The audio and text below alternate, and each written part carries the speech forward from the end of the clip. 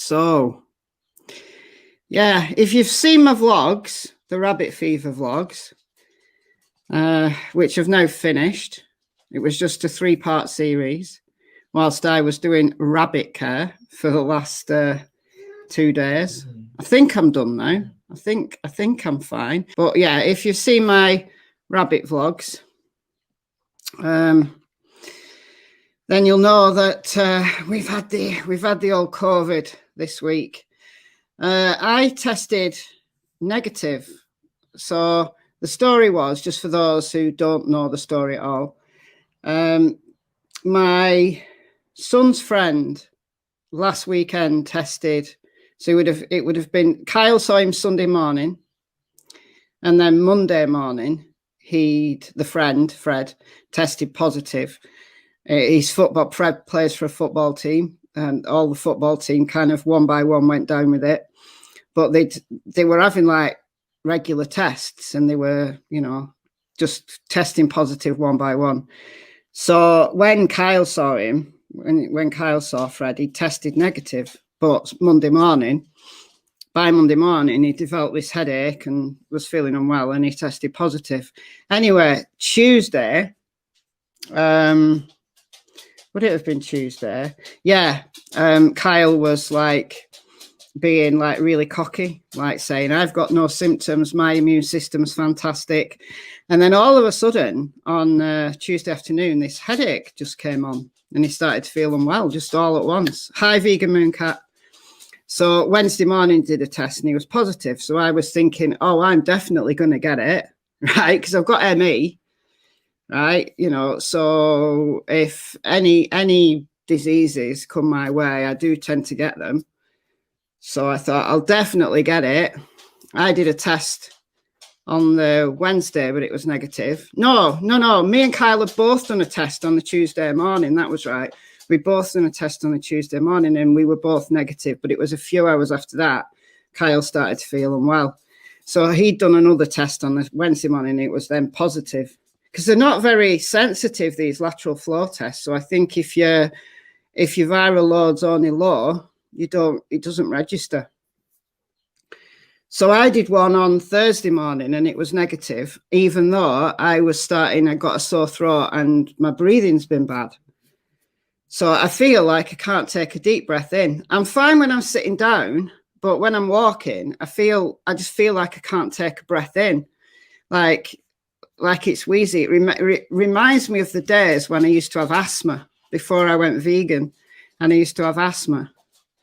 So I've dug out one of my old steroid inhalers that have been sat in the back of a drawer for several years. I'm assuming they're still fine. I don't have the box. I don't know if they've got an expiry date, but I took that this morning, and it really does make a difference. Like, it's a preventer. So it's not we have blue inhalers in the UK, which are the relievers. So if you get an asthma attack, you take that, and it relieves it like straight away, opens the airway straight away. The steroid inhaler is the preventer. So if you've got asthma, like quite bad, then you take both. You take your steroid inhaler daily, and then you just take your blue inhaler when you need it. So when I was bad with asthma, I used to take the steroid inhaler, and I only needed the blue inhaler if I had an attack, which wasn't very often because I was on steroids. So I've been taking that steroid inhaler. So I think that has made a difference. I really do think that's made a difference. Yeah, Rebecca, I'll come on to the vaccine in a minute. So I've ordered a PCR test, so I'm going to do that tomorrow, because we don't have a post until like tomorrow night. So, because I'm out in the sticks, right? So we get, one post a day, and that's it. So I'm wondering whether, because I've had the vaccine, whether it's kept my viral load down low. So that's why the lateral flow test isn't picking it up. So I've got it. It's just low. I'm only speculating, because they say that the vaccine doesn't stop you getting it, and it doesn't stop you transmitting it. It just stops you getting ill with it. So I had my first dose of the vaccine back in March, and I had the second dose early this week. So if Kyle hadn't been infected, I would have just assumed that it was a reaction to the vaccine. But I don't believe that's the case, because apparently reactions to the vaccine come on quite quickly. Whereas I had the vaccine Monday and I started getting symptoms on the Thursday. So the timeline fits more with being infected by Kyle than it being a reaction to the vaccine.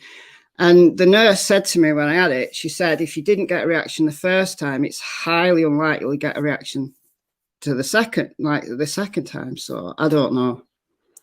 I really don't know, but I am going to do a PCR test. But I think if I had to guess, that would be what it was, that I am infected. I do have it. So I'm obviously taking loads of precautions. Like, I have been out to feed the rabbits, but I haven't seen anyone, been anywhere. I just literally walked there and back. It's about 7 minutes there and 7 minutes back. So, and I've looked ridiculous because I've even worn a mask in the street. So yeah, that is a bit overkill, but you know, I do think I've got it. I do, like, I've only got 2 of the symptoms though. So I've got the chest, and my sore throat's gone. My sore throat only lasted like a day, but I have been really, really, really tired. So, but I've got ME. So, you know, if I've got even a low viral load, then it exacerbates my ME. So that's that. That's why right in the early days of it, before we even went on the first lockdown, like before March, I made this video. I distinctly remember it because it was a cold morning. Like, it would have been February. Was it March? Anyway, whenever it was. I remember walking to work, like shouting down my phone, saying, you don't know what it's like to have post-viral complications, and this is going to create masses of ME and stuff like that. So, and I've always been like, I really don't want to get this, because I don't want to have ME and then get post-viral complications from this as well. But, yeah, so there we go. But Kyle's fine. His headache went, his sore throat's gone. He's still quite tired, but he's shouting at his PlayStation, so he's fine.